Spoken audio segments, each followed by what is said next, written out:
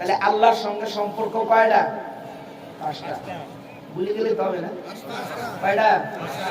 ইখলাস। 2 নম্বর আন-নাদাম, অনুতপ্ত হওয়া। 3 নম্বর আল-ইকলা আনিল মাসিয়া, এই পাপ থেকে ফিরে আসা। 4 নম্বর আল-আজমু আল্লা ইয়াউদ, ওই পাপ আর করব না, এমন একটা স্টেটমেন্ট, এমন একটা প্রতিজ্ঞা আল্লাহকে দেওয়া। আপনি যদি খালি আস্তাগফিরুল্লাহ আস্তাগফিরুল্লাহ আস্তাগফিরুল্লাহ বলেন, তাহলে উলামায়ে কেরামগণ বলেন এই শর্তগুলো যদি হৃদয়ের মধ্যে ধারণ না করতে পারেন, তাহলে আপনার আস্তাগফিরুল্লাহ বলার ফলে আপনার তওবা হবে না, তবে সেটার মাধ্যমে আপনার জিকিরের সওয়াব হবে। কিসের সওয়াব হবে? জিকিরের। কিন্তু তওবাটা হবে না। তওবার জন্য এই 5টা শর্ত আল্লাহর সঙ্গে দরকার। জন্য বলেন কয়টা? 5টা।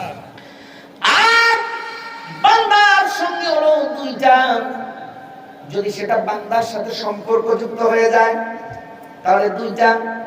1 নম্বর হলো যদি বান্দার আপনার সম্পদকে হনন করেন, তাহলে বান্দার ওই সম্পদকে ফেরত দিয়ে দিতে হবে। যেটা বলুন, কি দিতে হবে? ফেরত দিতে হবে। ইমাম আযম আবু হানিফা রাহমাতুল্লাহি আলাইহির কাছে তিনি যখন ছাত্র, ইমাম আযম আবু হানিফার উস্তাদ, তার নাম ইমাম আমাশ, হাদিসের দর্শে বসে আছেন একজন চোর, ওই জমানার শ্রেষ্ঠ চোর, ডিম চুরি করছে, বাড়ির মধ্যে আইনে রাখছে। ডিম চুরি করে আনার পর বাড়ির মধ্যে রাখার পর দেখে ডিম থেকে বাচ্চা জন্মায় গেছে। জুমার দিনে টাকা লাগে, আরে এগুলো মাস্তা বুঝি, জুমার দিনে হুজুরের বয়ান তাকে হৃদয়ের মধ্যে দাগা টেনে দিয়েছে। আলাম ইয়ানি লিল্লাযীনা আমানু আন তাখশা কুলুবুহুম লিযিকরিল্লাহ। এই আয়াতের উপর যখন খতিব সাহেব যখন ওয়াজ করেছে, আলাম ইয়ানি, এখনো কি সময় হয় নাই, লিল্লাযীনা আমানু, যারা ঈমান এনেছো, এখনো কি সময় হয় নাই, আন তাখশা কুলুবুহুম লিযিকরিল্লাহ, অন্তরটাকে আল্লাহর জিকিরে বিগলিত করার, আল্লাহর কাছে আত্মসমর্পণ করার এখনো কি সময় হয় নাই? আর কবে হবে? কবে এখনো হবে? এই যখন ওয়াজ এই আয়াতের উপরে সাহাবীদের আসার ওয়াকিয়া হাওয়ালা যখন বর্ণনা করেছে, হৃদয়টার মধ্যে তার বিগলিত হয়ে গিয়েছে। মনে মনে সে নিয়ত করেছে আমি তওবা করব, কিন্তু সে তো জানে হুজুর তো বলছে যে যার কাছ থেকে মাল নিয়েছে তার মালকে ফেরত দিতে হবে। এইবার কার কাছে মাসলা জিজ্ঞাসা করবে?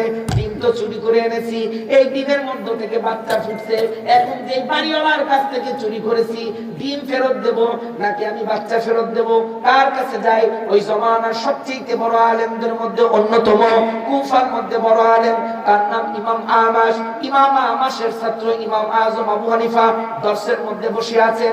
ইমাম আমাশকে গিয়ে জিজ্ঞাসা করেছে, হুজুর আমি তো ডিম চুরি করেছি, ডিম চুরি করে বাড়িতে রাখার পর এই বাড়ির মধ্যে আমার ডিমের মুরগির বাচ্চা ফুটে গেছে, এখন কি আমি মুরগির বাচ্চা তারে ফেরত দেব নাকি আমি ডিম ফেরত দেব? আপনি বলেন।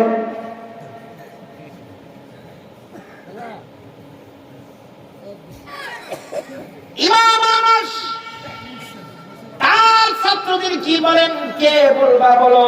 এদিকে তাকান, ইমাম আবু হানিফা বলে আমি বলবো। কি দিবা বলো? বলছে যে ব্যক্তি ডিম চুরি করছে তারে ডিম দিতে হবে, মুরগি ফেরত দিবে না, ডিমই দিতে হবে। কি দিতে হবে? ইমাম আমাশ বলেন দলিল কি?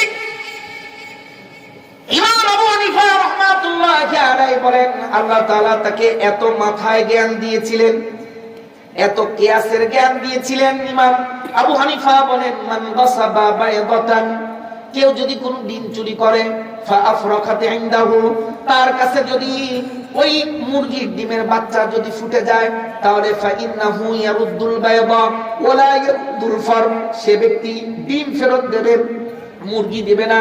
কেননা হালকুন আখারু, সেটা অন্য, যেমন মানুষের। ইমাম আমাশ বলেন তুমি এই মাসলা কোথা থেকে পাইলা? ইমাম আবু হানিফা রাহমাতুল্লাহি আলাইহি বলেন এটা আমি কোরআনে কারীমের এই আয়াত থেকে, ঘটনা থেকে আমি কিয়াস করলাম, ইজতিহাদ করলাম। আল্লাহ তাআলা মানুষ সৃষ্টির কথা বর্ণনা করতে গিয়ে বলেন ওয়ালাকাদ খালাকনাল ইনসানা মিন সুলালাতিন মিন তিন সুম্মা জাআলনাহু নুতফাতান ফি قرار مكين ثم خلقنا النطفة علقة فخلقنا العلقة مضغة فخلقنا المضغة عظاما فكسونا العظام لحما ثم أنشأناه خلقا آخر فتبارك الله أحسن الخالقين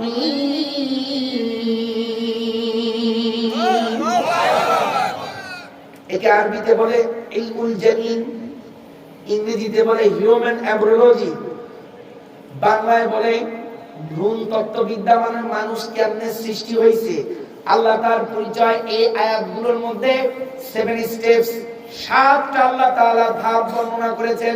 মানুষকে 7 ধাপে পয়দা করেন।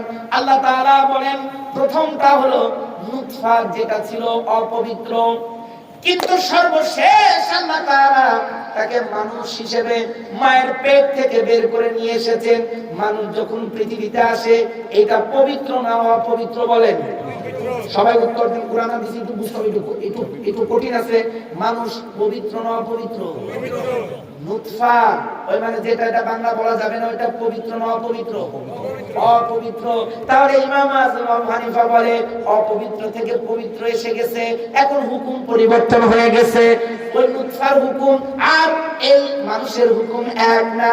ওই ব্যক্তি যে ব্যক্তি ডিম চুরি করেছে, ডিমের থেকে যখন বাইজা ডিম যখন মুরগির বাচ্চা জন্মগ্রহণ করেছে, সুতরাং ওই চোর সে ব্যক্তি ওই মুরগি ফেরত দেবে না। সে ব্যক্তি যা চুরি করেছে ওই চুরিকৃত ডিমই সে ফেরত দেবে।